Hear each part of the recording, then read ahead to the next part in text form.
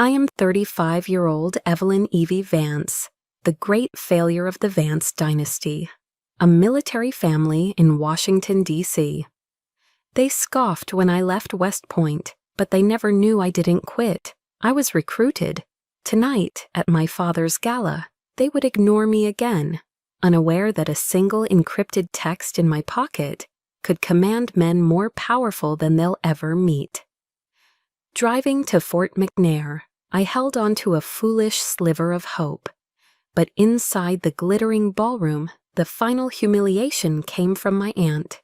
In front of a general, she asked loudly, "Evie, dear, are you still slapping labels on storage containers at the Department of Energy?"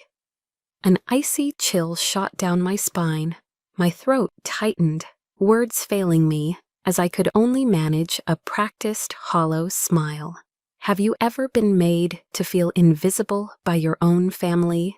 If you know that unique pain, comment. I see you.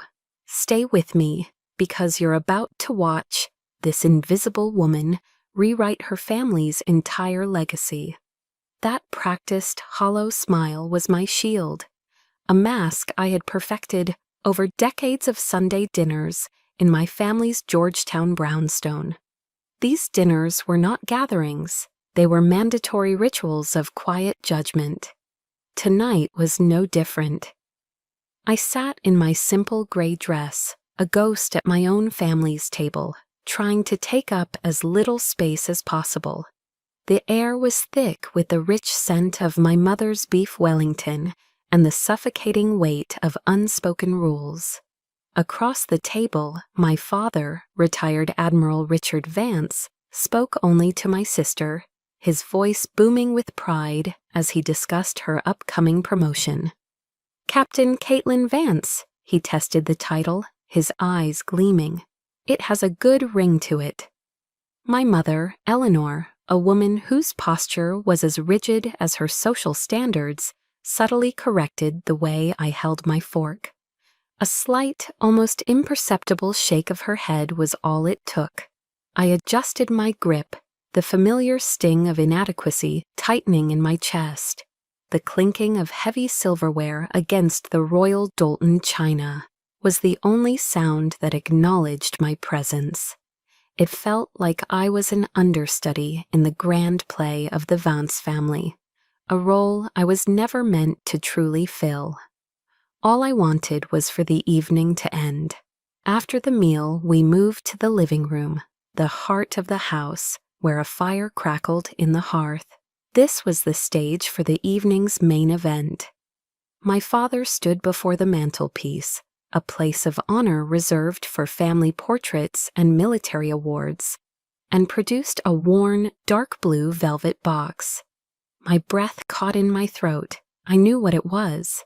The Vance heirloom ring, passed down through generations. He opened it, revealing the brilliant diamond nestled inside. He didn't even glance at me. His focus was entirely on my sister. He took the ring and slid it onto Caitlin's finger. It was a perfect fit. Then he finally turned his gaze to me. His eyes, the same shade of steel gray as my own, were cold and dismissive.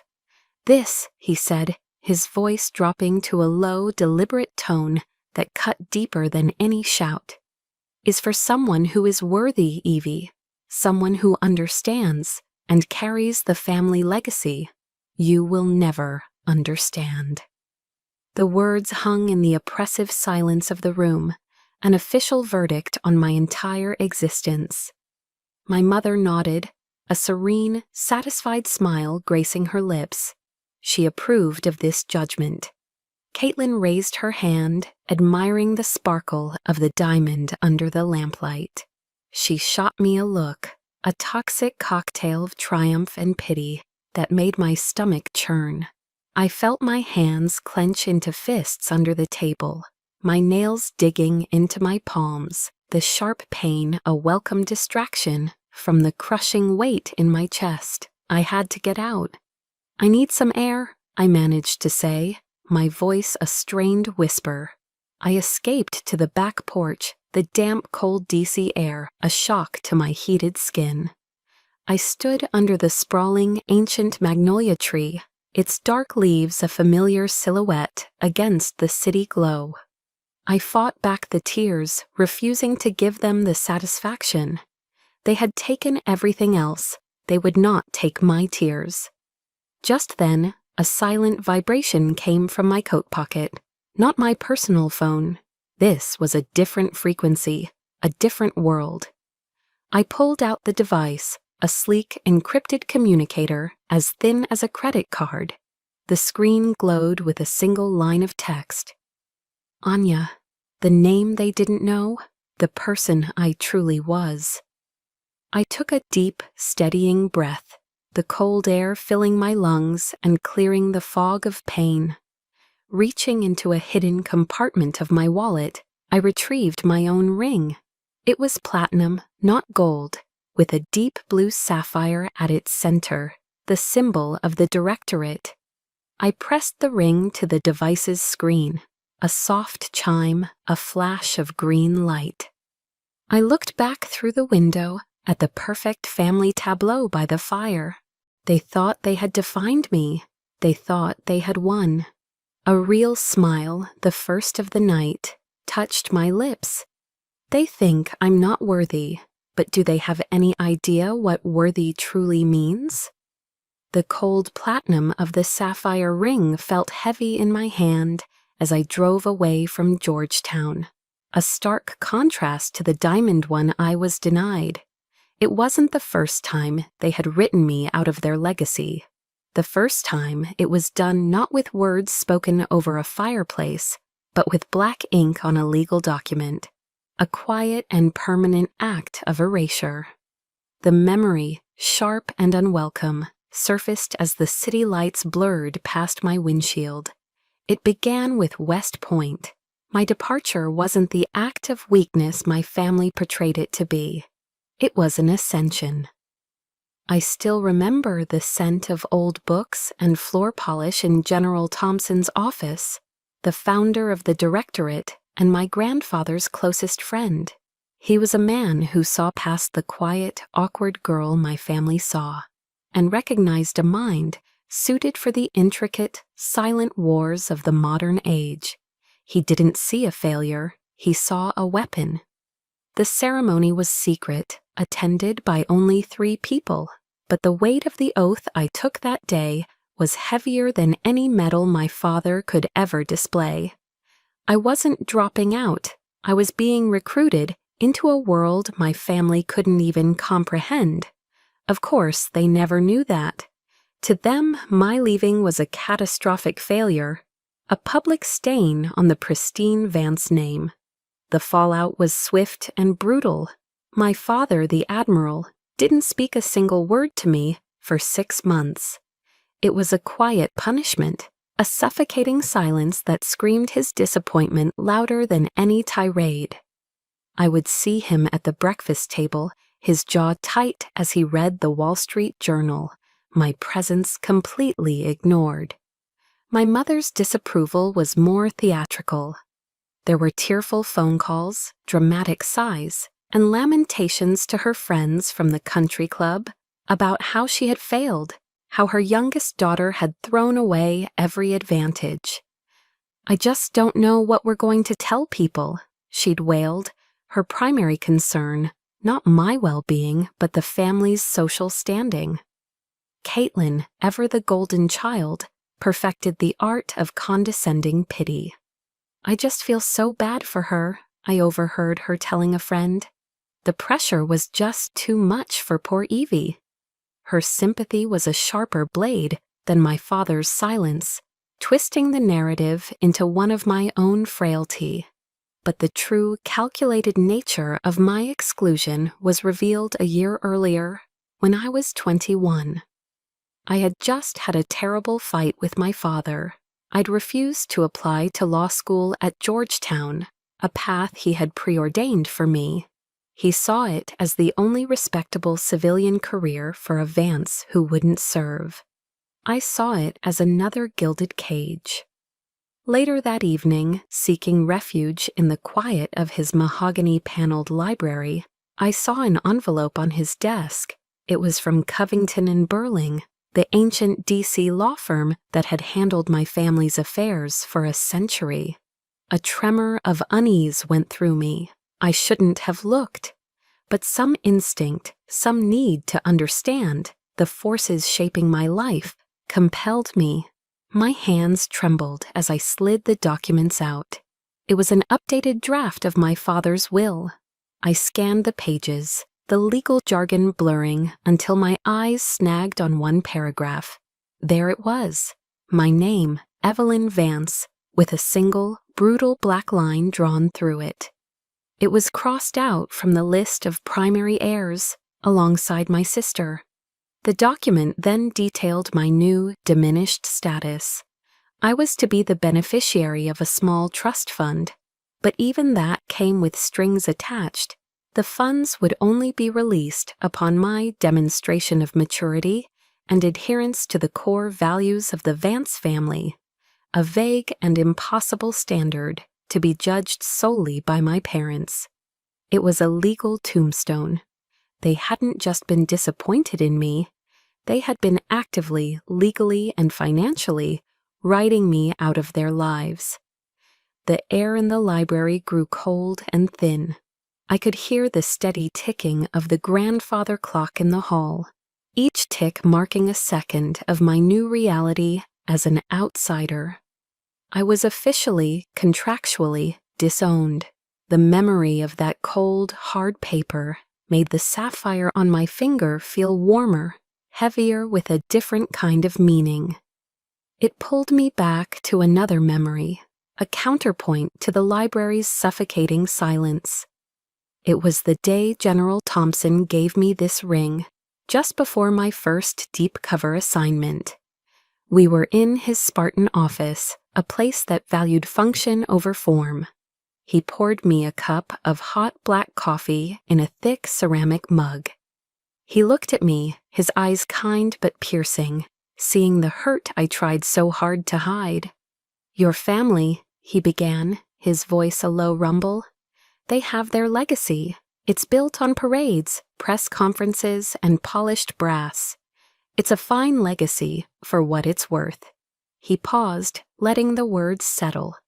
"But there is another kind of legacy, Evie. It's the one your grandfather and I believed in. It's the legacy of silent service, built in the shadows by people who will never be thanked, whose victories will never be celebrated."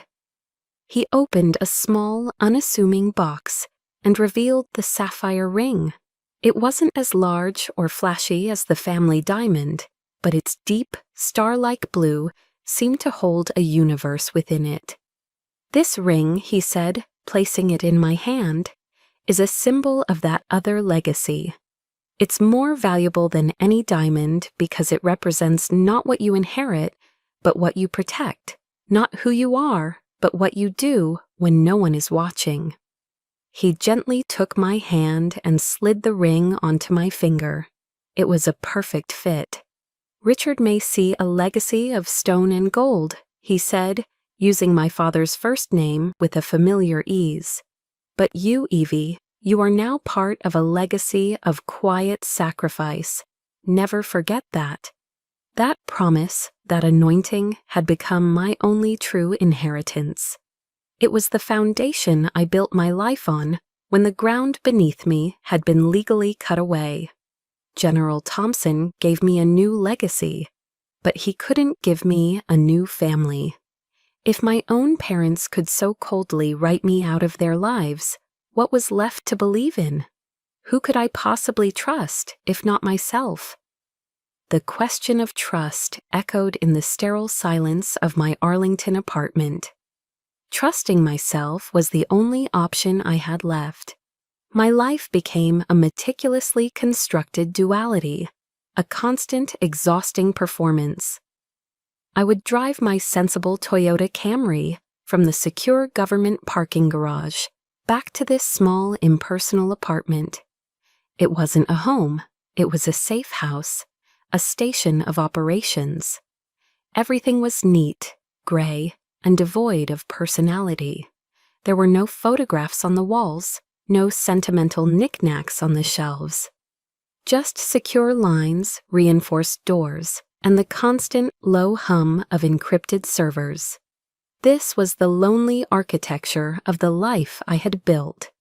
By day, I was Evie Vance, the quiet policy analyst at the Department of Energy. I wore nondescript pantsuits, attended mind-numbing meetings about energy grid regulations, and ate my lunch, a prepackaged salad from the cafeteria, at my desk. I was forgettable, invisible by design, a ghost in the bureaucratic machine. My colleagues knew me as polite but distant. They didn't know that the dull reports I filed were covers for intelligence I was feeding to the directorate. But when the sun set over the Potomac, Evie would cease to exist. The door would be locked 3 times, the security system engaged, and the blackout curtains drawn. In the blue glow of my monitors, I became Anya. My evenings were a blur of decoding intercepts from foreign agents, analyzing satellite imagery, and managing assets in volatile regions of the world. Dinner was usually a Stauffer's frozen lasagna or a handful of almonds eaten without tasting, my eyes never leaving the streams of data. The faces of the agents I directed, people whose lives depended on my decisions, were just code names and pixelated images. I was forbidden from forming attachments, from even remembering their real names. It was a necessary, soul-crushing part of the job. Sleep was a luxury, a series of short, fitful naps, often interrupted by alerts from halfway across the globe. Some nights, the exhaustion was a physical weight, a crushing pressure behind my eyes. On those nights, I would get in my car and just drive.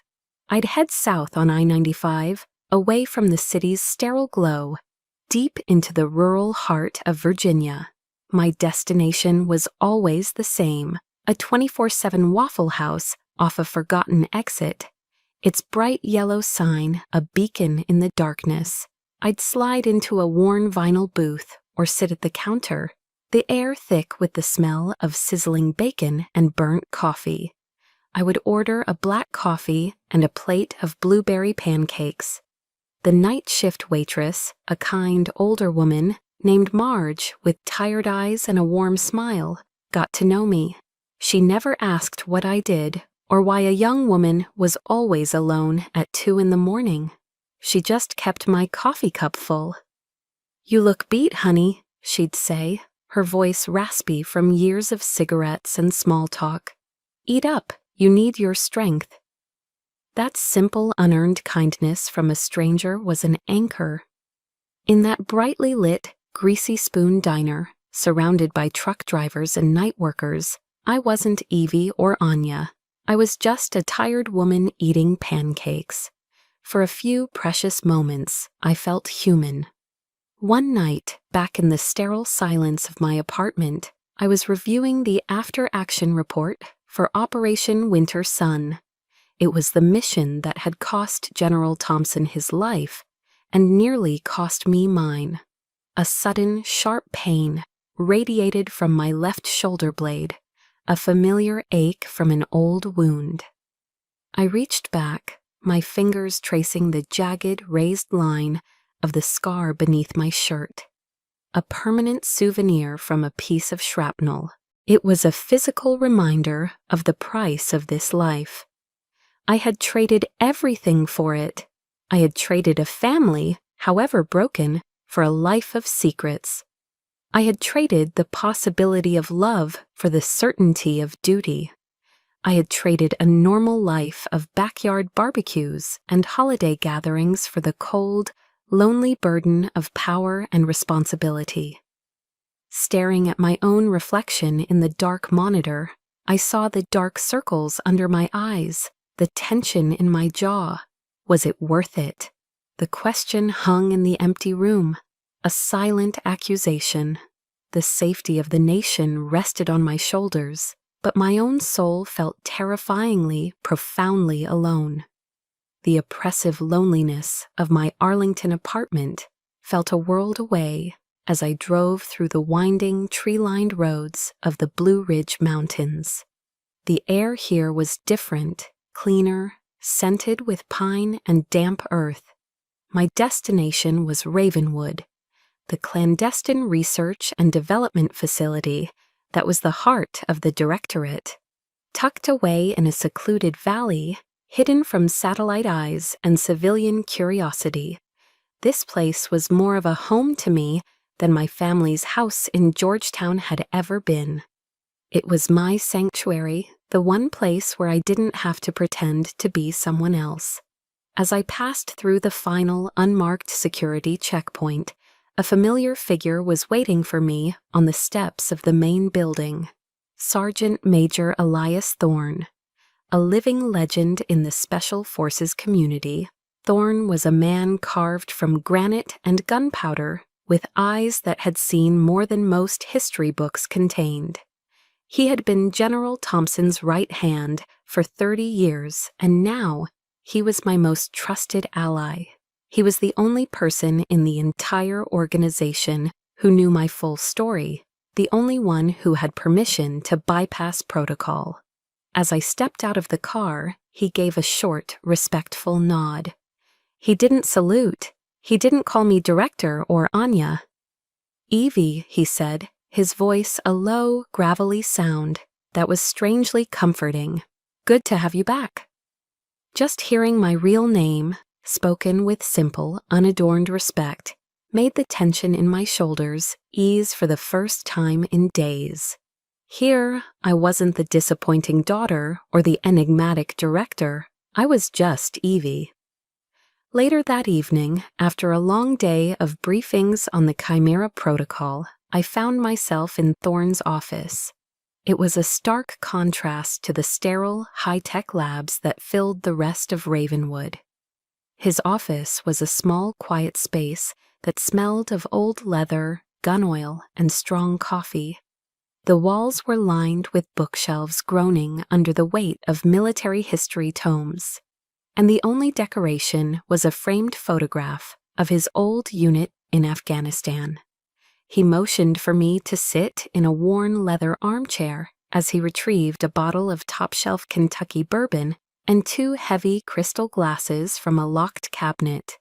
He poured 2 fingers of the amber liquid into each glass, neat, and handed one to me without a word. I took a slow sip, the warmth of the bourbon spreading through my chest, chasing away some of the lingering chill from my family's dinner. Thorne settled into his chair behind his large oak desk, studying me with his knowing, steady gaze. He didn't rush the silence. He let it sit between us, a comfortable quiet that I never experienced anywhere else. "You look troubled," he finally said, his voice calm and direct. "More than usual. Was it your family again?" The question was so straightforward, so devoid of judgment, that I found myself answering honestly. "My father," I said, my voice quiet. "He gave Caitlin the heirloom ring, told me I wasn't worthy of it." Thorne didn't offer empty platitudes or tell me it didn't matter. He just nodded slowly, a deep understanding in his eyes. He knew my family's dynamics almost as well as I did. He listened as I recounted the cold words, the dismissive gestures. He was a rock, absorbing the impact of my pain without flinching. When I finished, he took a slow sip of his bourbon. "Be careful, Evie," he said, his tone shifting from paternal to professional. "Your family's a distraction, but there's a real threat on the horizon. Marcus Gallo is back on the grid." My blood ran cold. Gallo was the rogue operative responsible for the disaster of Operation Winter Sun, the man whose ambition had gotten General Thompson killed. He's working as a security consultant for a defense contractor with deep ties to the Pentagon, Thorne continued. He hasn't forgotten that you were the one who exposed him. A man like that doesn't forgive. He waits. The news landed like a lead weight in my stomach. The warmth of the bourbon vanished. Thorne saw the change in me. He leaned forward, pulling his wallet from his back pocket. He didn't pull out a file or a mission directive. He pulled out a worn, creased photograph of a smiling woman and a little girl with bright, laughing eyes. "My daughter and my granddaughter, Sarah," he said, his gruff voice softening with affection. He slid the photo across the desk for me to see. "This, Evie, is real family. It's not about bloodlines or last names. It's about who stands in your corner when the whole world is against you. It's about who shows up." He looked me straight in the eye. "General Thompson loved you like a daughter. He saw you as his true successor. And for what it's worth, so do I. You are his legacy, not your father's. Don't you ever forget that." His words were a shield, a suit of armor for my weary soul. For a moment, I felt the profound weight of my loneliness lift. I wasn't entirely alone in this fight. I had an ally. I had a family, not of blood, but of choice, forged in shadows and bound by loyalty. The warning from Elias Thorne about Marcus Gallo echoed in my mind for days. A low-frequency hum of impending danger. So when my mother's number flashed on my secure phone a week later, my guard was already up. I was in the middle of a systems diagnostic at Ravenwood. The cool, controlled environment, a world away from my family's chaotic dynamics. I let it ring twice before answering. "Evie, darling," her voice was honey-sweet, a tone she reserved for public appearances or when she wanted something significant. It immediately set off alarm bells. "Your father and I were thinking, it's been too long. We'd love to take you to dinner at the Inn at Little Washington. Just the three of us, a real family evening." A real family evening. The words were a carefully chosen lure. And the Inn at Little Washington, that wasn't just dinner, it was a stage. A 3-Michelin-star restaurant nestled in the Virginia countryside. It was the Vance family's preferred venue for orchestrating major life decisions, business deals, and most often, ultimatums. It was where they had announced Caitlin's appointment to the Naval Academy, and where they had informed me they were cutting off my college fund after I switched my major from political science to cryptography. My logical mind, the Anya part of me, knew it was a trap. The warning about Gallo was too fresh, the timing too convenient, but the Evie part, the neglected daughter who still existed somewhere deep inside me, clung to a sliver of irrational hope. Maybe this time, a foolish voice whispered, "It will be different." I agreed. The drive to the restaurant was a quiet battle within myself. I chose my outfit with the precision of a field agent preparing for a mission. A simple, elegant black dress, professional but understated. Armor. The inn was as opulent as I remembered, plush carpets, impossibly intricate floral arrangements, and the hushed reverence of diners paying a small fortune for edible art. My parents were already seated at a secluded corner table. My mother, in a Chanel suit, smiled brilliantly as I approached, a public display of maternal affection that felt utterly hollow. My father, the Admiral, stood and gave me a stiff, formal hug that felt more like a pat-down. The first hour was a masterpiece of emotional manipulation. They were charming. They asked about my work at the Department of Energy with feigned interest. They reminisced about a happy childhood vacation to Martha's Vineyard, a memory carefully edited to exclude any of the usual tensions. They ordered a bottle of exorbitantly priced Cabernet Sauvignon and insisted I have a glass. It was a performance, a carefully constructed illusion of a loving, functional family.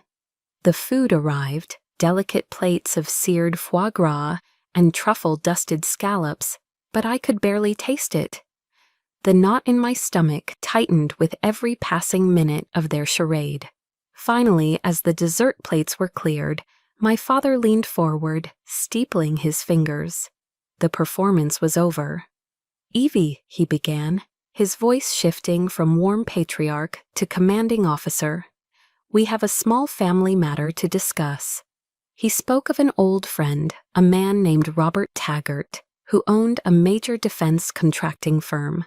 Taggart's company, he explained, was in the running for a massive, multi-billion-dollar energy infrastructure contract, but was facing some bureaucratic headwinds. "I know you work at the Department of Energy," he said, his gaze locking onto mine. "You're in a position to hear things. We're not asking for much, just some internal insight, a heads up on the competition's bids, perhaps a good word with the right people." He paused, letting the weight of his request sink in. "It would be a great help to Taggart, and in turn a great help to this family. It's time you started acting like a Vance again, Evie. Prove that you're still one of us." There it was, the transaction. Love and belonging in exchange for a felony. The air grew thick, the silence broken only by the distant murmur of other diners. I placed my fork down on the linen tablecloth, the small click loud in the tense quiet. I looked directly into my father's eyes, my own voice emerging calm and cold, a tone he had never heard from me before. "The internal insight you're asking for is classified information, Father. A federal crime." I didn't stop there. I let the second shoe drop.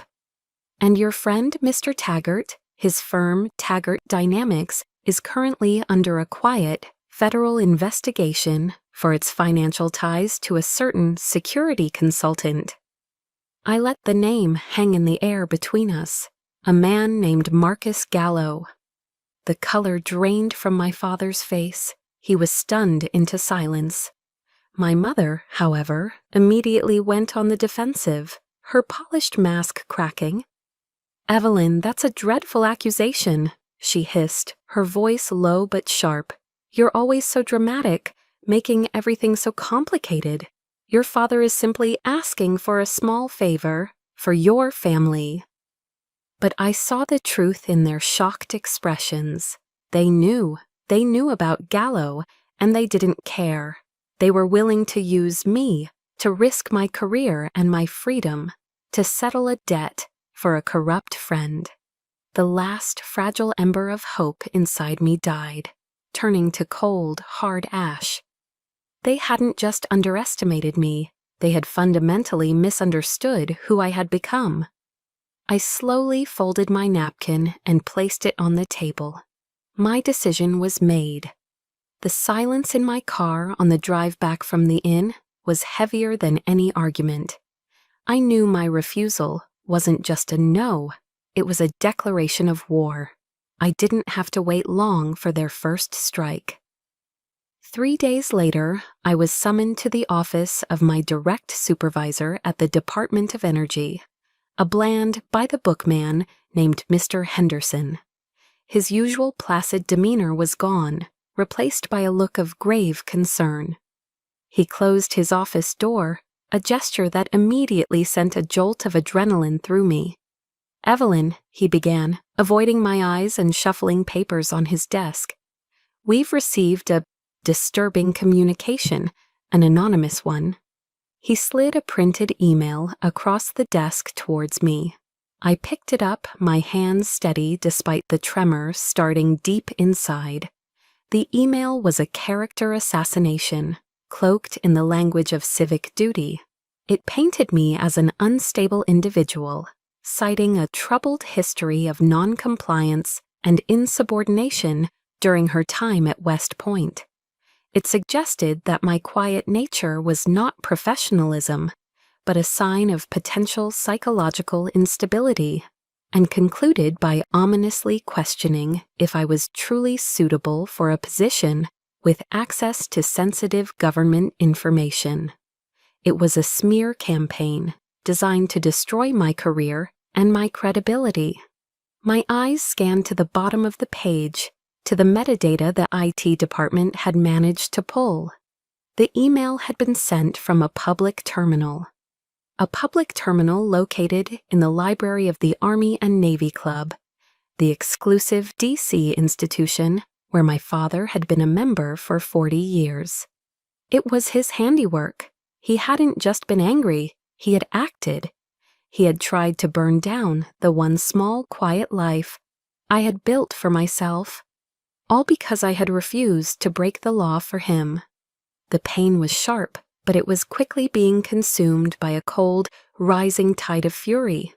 I drove straight from my office to the Navy Yard, to the gleaming glass and steel condominium building where my sister lived. I didn't call first. I bypassed the doorman with a flash of my government ID and took the elevator straight to her penthouse. Caitlin opened the door, dressed in athletic wear, a look of surprise on her face that quickly morphed into annoyance. "Evie, what are you doing here?" she asked, blocking the doorway. I held up the printed email. "This," I said, my voice dangerously calm. "This is what I'm doing here. Did you know about this?" She glanced at the paper, her eyes flicking over the words. For a moment, a flicker of guilt crossed her face, but it was quickly extinguished, replaced by the familiar Vance defensiveness. I don't know what you're talking about." "Don't lie to me, Caitlin," I said, stepping past her into the apartment.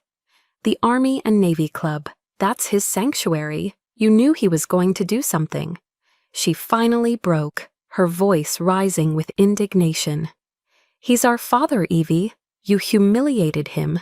You refused to help the family, refused to do one simple thing after everything he's done for you." "Everything he's done for me," I laughed, a harsh, bitter sound that surprised even me. "You mean disowning me? Or trying to get me fired from a job he thinks is beneath me?" "You think you're so much better than us, don't you?" she shot back, her words laced with years of resentment. "Hiding away in your little government job, judging all of us. You defied an admiral of the United States Navy. Did you really think there wouldn't be consequences? Dad just wanted to teach you a lesson about loyalty." That was it, the final clarifying blow. Teach me a lesson. In their twisted world, I was the one who was wrong. My refusal to commit a crime was an act of disloyalty that required punishment. The last vestiges of pain inside me solidified into something hard and unyielding. The part of me that had always hoped, always yearned for their approval, died in that moment. In Caitlin's luxurious, sun-drenched living room, I turned and walked back to the door without another word. "Where are you going?" Caitlin called after me, a note of uncertainty in her voice. I paused at the threshold but didn't look back. "To learn my lesson," I said. The drive back to my apartment in Arlington was a blur of cold, clear-eyed rage. They had crossed a line from which there was no return. This was no longer about being ignored or unloved. This was about survival. They didn't just want to control me, they wanted to destroy me. I walked into my safe house, locked the 3 locks, and went directly to my workstation. The anger wasn't hot and chaotic anymore.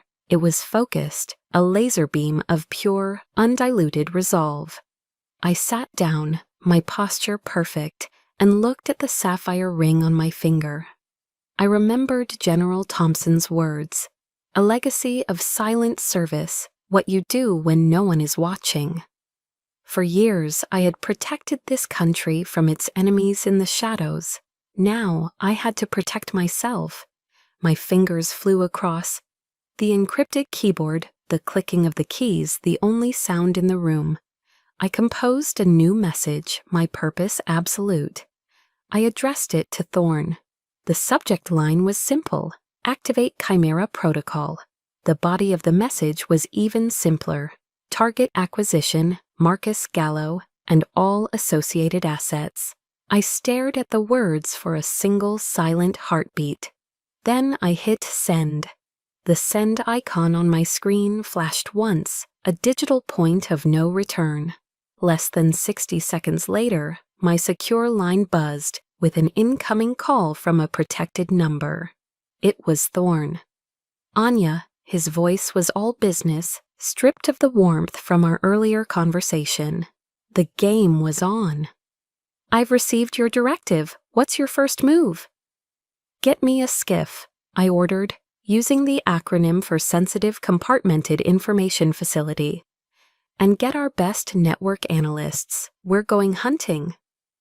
Within the hour, a sterile conference room deep inside Ravenwood had been transformed into a war room. The quiet hum of high-powered servers replaced the silence. Giant wall-mounted screens glowed with complex data streams, charts, and satellite maps. Thorn stood by my side, a silent, imposing presence, while two of our top analysts, a young prodigy named Diaz and a veteran named Chen, typed furiously at their terminals. In this room, I was not the timid Evie Vance. I was Director Anya, and the cold, calculated rage that had propelled me here had now settled into a state of hyper-focused clarity. This was my element. "Diaz, I want a full workup on Marcus Gallo's digital footprint for the past 5 years, I commanded, my voice crisp and clear. Financial transactions, known associates, shell corporations, encrypted communications. I want to know what he had for breakfast. Chen, focus on Taggart dynamics. I want to see every dollar that has flowed between Taggart and Gallo. Follow the money." For the next 48 hours, we worked relentlessly, fueled by black coffee and a shared sense of purpose. The screens filled with a complex web of deceit.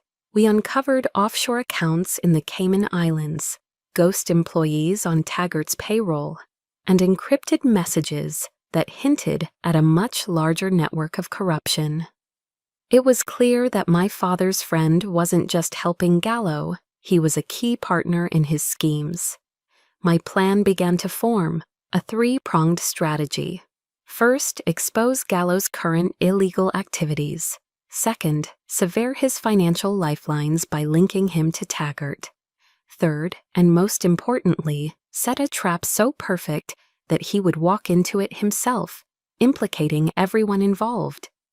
The key to that trap, I realized with a grim sense of irony, was my own sister. "Thorn," I said, pointing to a flagged log file on the main screen. "A few weeks ago, an unauthorized access attempt was made on a legacy drive I once used. The attempt came from a terminal here at Ravenwood, using a naval officer's credentials." Thorn's eyes narrowed. "Caitlin," he stated, not as a question. "Yes," I confirmed. "She didn't get through, but she left a digital fingerprint, a breadcrumb. Gallo is a master of counterintelligence. If he's been monitoring my family, looking for a way in, he would have seen that attempt. He would interpret it as a weakness, a sloppy mistake by a disgruntled family member, a potential vulnerability to exploit." A plan crystallized in my mind. "We're going to use that breadcrumb. We'll create a honeypot, a decoy server that mimics a classified Pentagon network. We'll seed it with what looks like top-secret drone schematics, incredibly valuable data, and we'll leave a single, subtle entry point that appears to be linked to Caitlin's failed hack. We're not just setting a trap for a hacker, we're baiting Gallo's ego. He'll believe he's outsmarting my stupid little sister to get to me. But to make the trap truly effective, I needed an ally inside the Pentagon, someone with the authority to convene the right people at the right time. There was only one logical choice, and it was a risky one. I placed a secure video call to Colonel Eva Madsen, the formidable head of the Directorate's Internal Security Division. Madsen was a sharp, no-nonsense officer who had, in the past, viewed my unconventional methods with suspicion. Her face appeared on the screen, her expression impassive. "Director Anya," she said curtly, "I didn't waste time. I laid out the entire operation, from my father's request and my refusal, to the anonymous email and my subsequent investigation into Gallo. I told her about the honeypot strategy, and I didn't hide Caitlin's involvement. I told her everything, laying my cards on the table. It was a calculated risk. Exposing my family's dysfunction was a vulnerability, but transparency was the only way to earn her trust." Madsen listened without interruption, her eyes never leaving mine. When I finished, she was silent for a long moment, processing. I could see the gears turning behind her steely gaze. "You're using your own family's disastrous attempt to subvert you as bait for a high-level intelligence operation," she said finally, a note of something I couldn't quite decipher in her voice. "You're putting your entire career and the directorate's reputation on this one play." "Yes," I replied simply. A slow, thin smile spread across her lips. It was the first time I had ever seen her smile. "I like it," she said. "It's audacious, it's clean. You have my full support, Director. Tell me what you need." The pieces were in place. The weapon was assembled. I looked at the screen where Diaz had just finished setting up the honeypot server. "Now," I said to Thorne, a cold calm settling over me, "we wait for the snake to take the bait." The bait was taken. 2 days after we set the honeypot, Marcus Gallo, blinded by his own arrogance, triggered the final alert. Believing he had successfully infiltrated a high-level Pentagon server, he initiated a full data transfer. The trap was sprung. The next morning, I found myself in the one place I had spent my life, trying to avoid being judged, a secure hearing room in the Pentagon. The room was a sterile, windowless box designed for secrets and interrogations. The air was cold, recycled, and thick with tension. Seated around a polished mahogany table were some of the most powerful figures in the U.S. military and intelligence communities. A 3-star Air Force general, the deputy director of the NSA, and several other high-ranking officials. And at the far end of the table, seated next to each other, were my father and my sister. Admiral Vance was there in his capacity as a respected senior advisor. Captain Caitlin Vance was present as a person of interest, the supposed origin of the security breach. I sat opposite them, a low-level analyst from the Department of Energy, the designated scapegoat for the day's proceedings. Elias Thorne stood against the back wall, a silent, unreadable statue. The star witness, of course, was Marcus Gallo. He was brought in, not as a suspect, but as the expert consultant who had uncovered the breach. He strode into the room with an air of smug confidence, dressed in an expensive suit, a picture of corporate success. He shook hands with the generals, his smile smooth and practiced. He nodded condescendingly at me. My father and sister looked on, their expressions a mixture of grim satisfaction and anticipation. This was it. This was the stage for my public execution. Gallo began his presentation, his voice confident and clinical. He used a laser pointer to highlight complex network diagrams on a large screen, weaving a convincing narrative of a significant data exfiltration.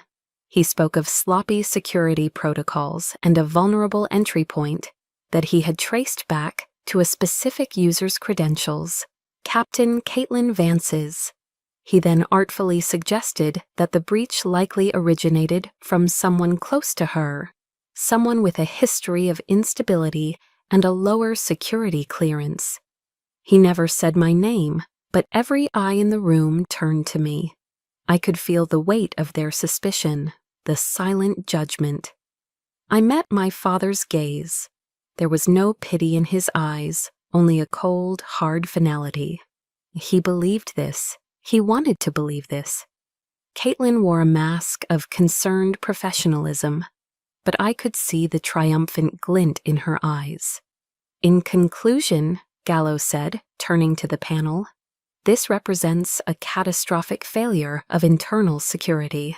The individual responsible must be identified and dealt with immediately to prevent further damage to our national security.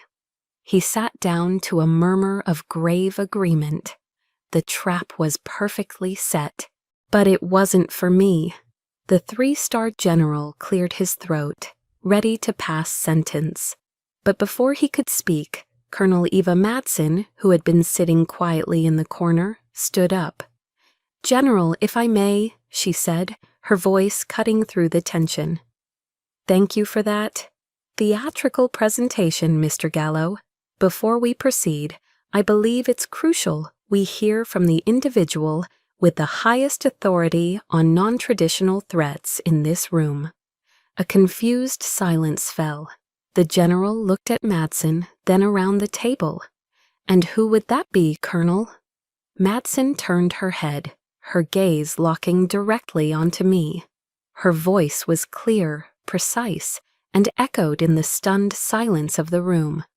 "Director Anya Vance, of course. Director, perhaps you could shed some light on this situation for us?" Time seemed to stop. Every head swiveled in my direction. The sound in the room was a collective, sharp intake of breath. I saw my father's jaw literally drop, his face a mask of utter, slack-jawed disbelief. His eyes, which had been so cold and judgmental moments before, were now wide with confusion and a dawning horror. Beside him, Caitlin went pale, a ghostly white. Her professional composure shattered, revealing the raw shock beneath. She stared at me as if she had never seen me before in her life. Across the room, I saw the barest hint of a smile touch the corner of Elias Thorne's lips. I rose slowly from my chair. The mousy, invisible Evie they had all come to condemn was gone.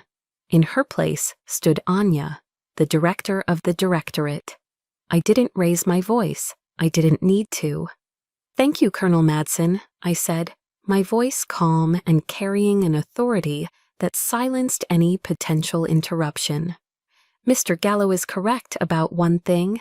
There has been a data breach. However, it was not a breach of our systems. It was a breach into his."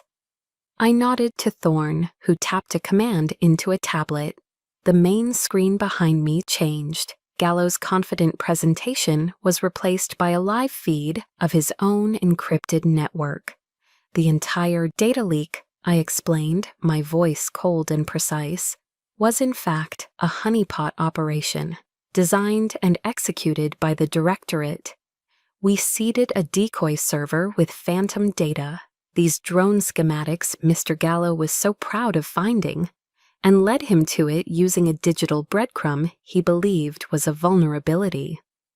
I walked towards the screen, my gaze sweeping over the shocked faces of the generals, then landing on Gallo, whose face was now a mess of sweat and panic. For the past 72 hours, every keystroke Mr. Gallo has made, every encrypted message he has sent, every dollar he has moved, has been logged by a Trojan horse he willingly downloaded onto his own system. The screen split, showing Gallo's offshore bank accounts in the Cayman Islands, detailing illegal wire transfers to shell corporations. It showed encrypted emails between him and Robert Taggart, discussing their plan to use my father to pressure me. It showed everything. The web of deceit was laid bare for everyone to see. Mr. Gallo was not uncovering a threat, I concluded, turning back to the panel. He was the threat, and he has just delivered his entire criminal enterprise directly to us. As I finished speaking, the heavy doors at the back of the SIF swung open. Two stone-faced men in dark suits and FBI windbreakers entered the room. They walked directly to Gallo, who was frozen in his chair, his face ashen. "Marcus Gallo," one of the agents said, his voice flat. "You are under arrest for conspiracy, espionage, and multiple violations of federal security laws." As they pulled him to his feet and snapped handcuffs around his wrists, the room was utterly silent. The generals, my father, my sister, they were all statues, paralyzed by the whiplash of the last 10 minutes. The war with Gallo was over. The heavy doors of the skiff closed behind the federal agents, leaving a profound silence in their wake.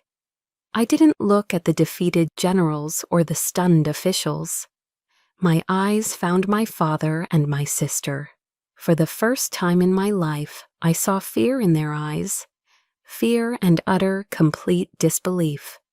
The reckoning with my family had just begun. The meeting was adjourned. The generals and officials filed out of the Tsaoyef with new, guarded respect in their eyes, some offering me stiff, formal nods I barely noticed.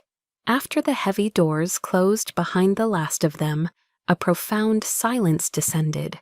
Thorne gave me a single, understanding nod from across the room before quietly excusing himself, leaving me alone with the wreckage of my family.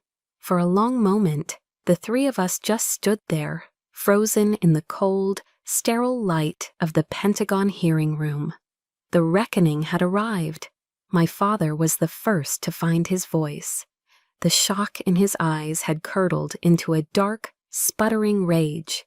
He followed me as I collected my things, his footsteps heavy on the tiled floor. He didn't wait until we were out of the room. He cornered me near the door, his face flushed, and his voice a low, furious growl.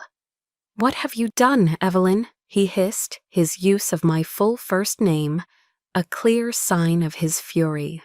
"You humiliated me. You dragged the Vance name through the mud in front of my peers." I turned to face him, and for the first time in my life, I felt no fear. The years of intimidation, of cowering under his disapproval, had been burned away in the fire of the last week. I looked him straight in the eye. "The Vance name?" I asked, my voice dangerously quiet, colder than his had ever been. "Let's talk about the Vance name, Father. Is the family honor in trying to coerce your daughter into committing a federal crime to protect a corrupt business associate? Or is it in writing her out of your will because she chose a different path? Tell me. I'd love to understand your definition of honor."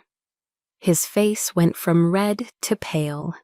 The accusations, spoken aloud with such clarity, left him speechless. He had no defense against the truth. It was Caitlin who stepped forward then, her face pale and streaked with tears. The arrogance was gone, replaced by a desperate, panicked look. "Evie, I'm so sorry," she stammered, reaching a hand out to me. I didn't know. I swear, I didn't know the extent of it." I looked at her outstretched hand but made no move to take it. The apology felt hollow, a last-ditch effort to salvage something from the ruins. "You didn't know?" I replied, my voice flat, devoid of emotion. "Or you didn't want to know, Caitlin? Which is it? All my life you just needed me to be the failure so you could be the star. You needed my quietness to make your ambition seem more brilliant. You were never my sister. You were my competitor, my warden." Every word was a truth I had swallowed for decades, and now they were out, sharp and undeniable. She flinched as if struck, her hand falling back to her side. She had nothing to say because she knew it was true. The foundation of our entire relationship had been built on that toxic dynamic, and I had just demolished it.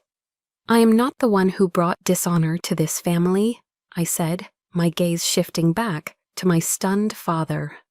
I am the one who cleaned up the mess. I slowly, deliberately pulled the sapphire ring from my finger, the ring from General Thompson, the symbol of my true legacy. I held it in my palm, the metal cool against my skin. "You were right about one thing, Father," I said, holding his gaze. "That diamond heirloom ring, it isn't for me, because I don't belong to your world anymore. I don't subscribe to your version of legacy." I turned my back on them both, on the years of pain and quiet suffering, and walked towards the door. "Evelyn, wait!" my father called out, a note of desperation in his voice now. But it was too late.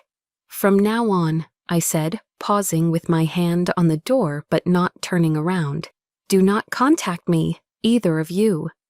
I walked out into the long, anonymous corridor of the Pentagon and didn't look back, leaving them standing alone amidst the wreckage they had created. Walking through the parking garage, the cool, concrete-scented air felt clean.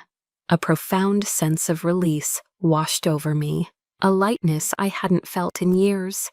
The war was over. I had won. But as I got into my car and the adrenaline began to fade, the victory felt hollow. The anger was gone. The fear was gone. In their place was a vast, quiet emptiness. I had won the war, burned the bridges, and saved myself. But now, standing alone in the aftermath, I had to figure out what came next. The anger was gone. The fear was gone. In their place was a vast, quiet emptiness.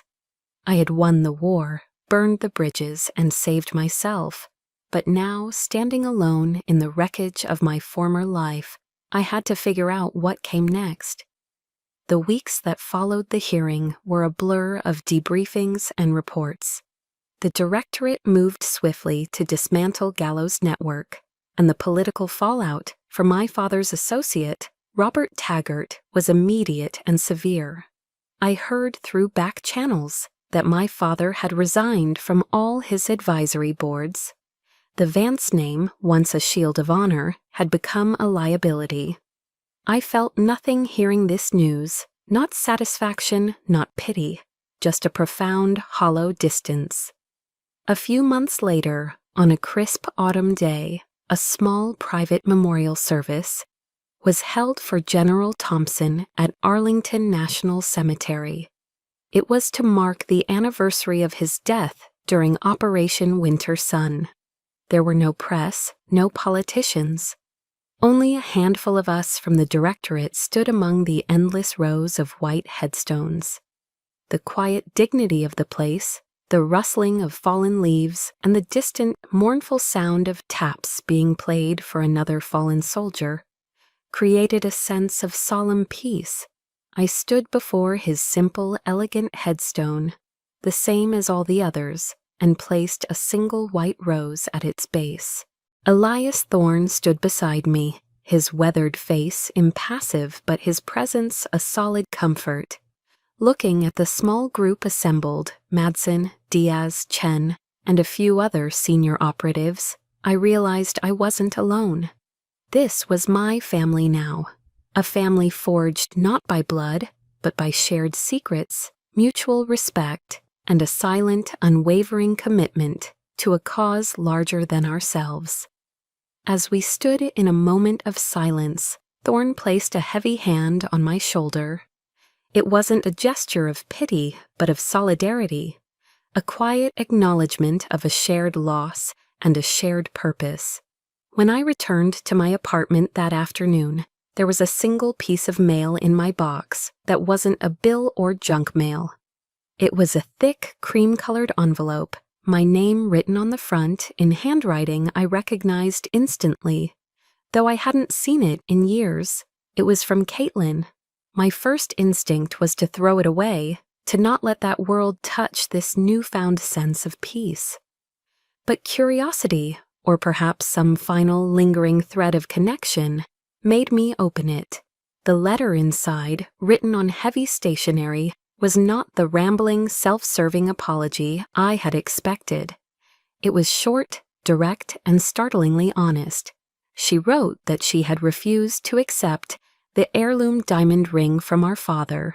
She told me she had put in for a transfer to the Pacific Fleet, as far from D.C. and the family's influence as she could get. The letter ended with a few simple, powerful sentences. "You were right about everything, Evie. I spent my whole life competing with a ghost, and I never stopped to see the person who was actually there. I need to find out who I am without the Vance name weighing me down. I hope you find your peace." It wasn't a plea for reconciliation. It was a declaration of independence. It was, in its own way, a final quiet goodbye. I folded the letter and put it away, a strange mix of sadness and relief settling over me. The bridge was well and truly burned, but perhaps on the other side, we could both finally start to build something new for ourselves. The following spring, I bought a small, rustic cabin nestled deep in the Blue Ridge Mountains, not far from Ravenwood. It was made of dark wood with a wide porch and a stone fireplace. It was the first place that ever truly felt like mine. One cool morning, I stood on that porch, a warm ceramic mug of black coffee in my hands, and watched the sun rise over the misty valley. The air was clean and cold, and the only sound was the chirping of birds. The sapphire ring, General Thompson's ring, was back on my finger. It felt different now, not a burden or a secret, but a quiet, comfortable part of me. I was no longer the broken Evie, desperate for approval, nor was I the cold, calculating Anya running on rage.